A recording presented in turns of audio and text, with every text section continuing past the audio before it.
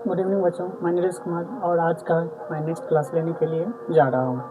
उम्मीद है कि आज का वॉइस सब अच्छा लग रहा होगा, क्योंकि अब पहले से अपेक्षा अब सब कुछ ठीक हो चुका है। चलिए, ये हमारा क्वेश्चन था कि निम्नलिखित संख्याओं का एचसीएफ ज्ञात करने के लिए यूक्लिड विभाजन एल्गोरिथम का प्रयोग करें, जिसमें हमारा ये पहला क्वेश्चन है। हमने पहले भी बताया हुआ था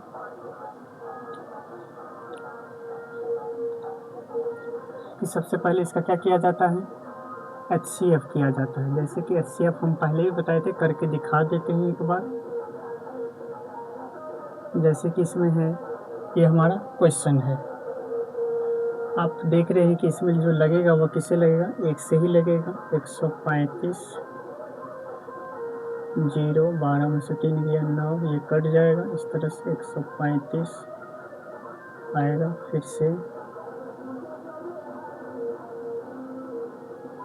90 ही लगेगा, 45, फिर 90 इस साइड आएगा तो 45 दूनी 90 हो जाएगा, कट के। इस तरह से हमारा जो एचसीएफ आएगा वो कितना आएगा, 45 आएगा। और इसी को बोल रहा है आपको फार्मूला पे बैठाना है।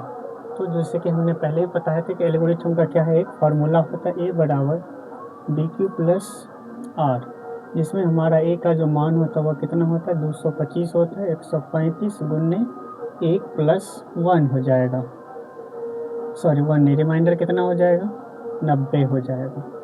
ठीक है, इसी तरह फिर है 135, फिर कितना आ जाएगा, 135 बराबर इस साइड आ जाएगा। 135 बराबर फिर से 90 गुने 1 प्लस रिमाइंडर कितना आ जाएगा, 45, फिर से 90 इस साइड आ जाएगा। तो 45 गुने 2 बराबर प्लस 0, रिमाइंडर क्या आ जाएगा, 0 आ जाएगा। इस तरह से जो इसका एचसीएफ निकलेगा वो कितना निकलेगा, 45 निकलेगा।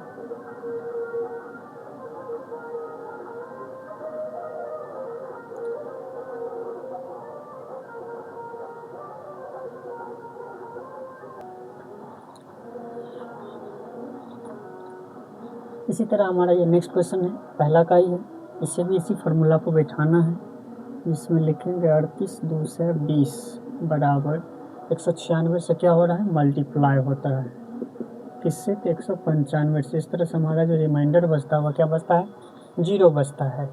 तो इसीलिए इसका एचसीएफ जो बनेगा वह कितना बनेगा, एचसीएफ जो बराबर जो होगा वह कितना होगा, 196 होगा।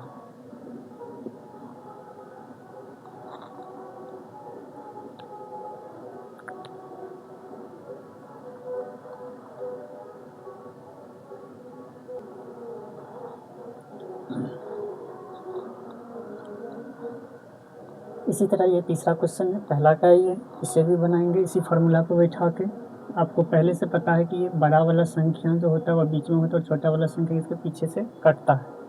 इसमें है इसी तरह ये बड़ा वाला मान क्या हो जाएगा, ए का मान हो जाएगा 867 बराबर क्या हो जाएगा, 2 से 55, मल्टीप्लाई जो होगा वह किससे होगा, 3 से होगा। तो इसी तरह हमारा रिमाइंडर जो बचेगा वह कितना बचेगा, 102 बचेगा। इसी तरह फिर ये 255 उठ के यहाँ आ जाएगा, तब ये ए का मान हो जाएगा 102 गुने, फिर से मल्टीप्लाई जो होगा वह किससे होगा, 2 से होगा। रिमाइंडर मुझे कितना बचेगा, 51 बचेगा।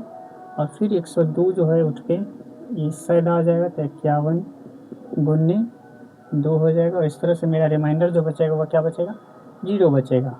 और जब 0 बचता है तो यानी कि एचसीएफ ख़त्म हो जाता है।